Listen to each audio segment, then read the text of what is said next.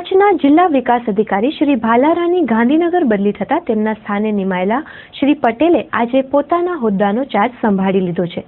પોતાનો ચાર્જ સંભાળતાની સાથે જ તેમણે કચ્છના પ્રશ્નો સાંભળીને તેને હલ કરવાનો પ્રયાસ હાથ ધર્યા હતા।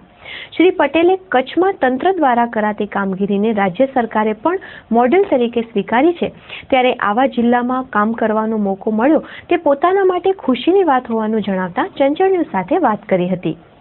અહીંયા આવીને લાગણી તો બહુ આનંદ થાય છે કે કચ્છમાં ક્યારે અગાઉ તો આપણે નોકરી નથી કરી, પણ બધાનો અત્યારે આવીને જોયું, બધાનો જે લોકો મળી રહ્યા છે કે કર્મચારીઓ છે, અમારા અધિકારીઓ છે કે લોકો બધા મળે છે તો બધો પ્રેમ ભાવ ને બધું બહુ આનંદ થાય છે। આમ તો જિલ્લા પંચાયતનું અમારું મુખ્ય કામ એવું હોય છે કે લોકોને વધુમાં વધુ સુખાકારી કેવી રીતે મળે। સુખાકારીમાં બધું જ આવી જાય, તમારું આરોગ્યનું આવી જાય, પીવાના પાણીનું આવી જાય, સારામાં સારી ગુણવત્તાનું પાણી મળે, લોકોને સમયસર પાણી મળે, પછી તમારા રોડ, રસ્તા, લાઇટ જે આપણે કહીએ, પછી સ્વચ્છતા। અત્યારે હવે લોકો પોતે માગે કે સ્વચ્છતા બહુ સારી હોવી જોઈએ, તો એ પ્રત્યે અમારું ગ્રામ્ય વિસ્તારમાં અમારું જે પંચાયતો હોય, નગર પંચાયત હોય, એના મારફતે લોકોને વધુમાં વધુ સ્વચ્છતાનું પણ અમે અવેરનેસ પણ ચલાવીએ અને સ્વચ્છતા આપીએ પણ ખરા। તો આ અત્યારે પ્રાયોરિટીના વિષયો અમારા અને સરકારના પણ કેન્દ્ર સરકારથી રાજ્ય સરકાર બધા જ અત્યારે આ રીતે એક વિકાસની માંગને પહોંચી વળવા માટે, લોકોને સુખાકારી માટે કાર્યરત છે। એમાં અમે પણ અમારું યોગદાન પૂરેપૂરું આપીશું એમ।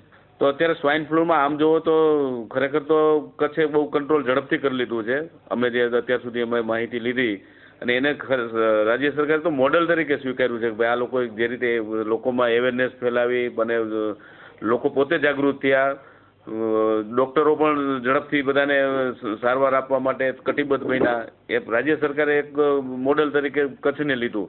તો એનો અર્થ એ છે કે અહીંની ટીમ જે છે, જિલ્લા પંચાયત, કલેક્ટર અને બધા જ ડૉક્ટરોની ટીમ ને લોકો બધાએ સાથે મળીને સ્વાઇન ફ્લૂનો પ્રતિકાર સારો એવો કર્યો। અમે પણ હજી વધુમાં વધુ લોકોને અસર ના થાય, જાગૃતિ આવે, એ પ્રયત્નો સતત ચાલુ રાખીને સ્વાઇન ફ્લૂને કંટ્રોલમાં લેવા માટેના પ્રયત્નો સતત ચાલુ છે।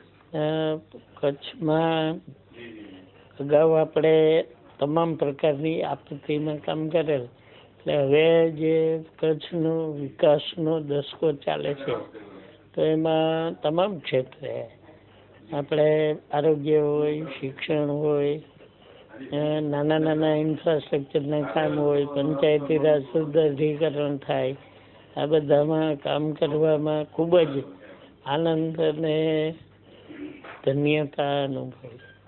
કચ્છના જિલ્લા વિકાસ અધિકારી તરીકે બદલી પામેલા શ્રી ભાલારા કચ્છ સાથે અનેક યાદો ધરાવે છે। કચ્છમાં અલગ અલગ પદ પર લાંબો સમય સુધી ફરજ બજાવનાર શ્રી ભાલારાએ કચ્છ હવે વિકાસના પથ પર હોવાનું જણાવ્યું હતું। શ્રી ભાલારાએ પોતાની યાદોને વાગોળતા ચંચળ ન્યૂઝ સાથે વાત કરી હતી।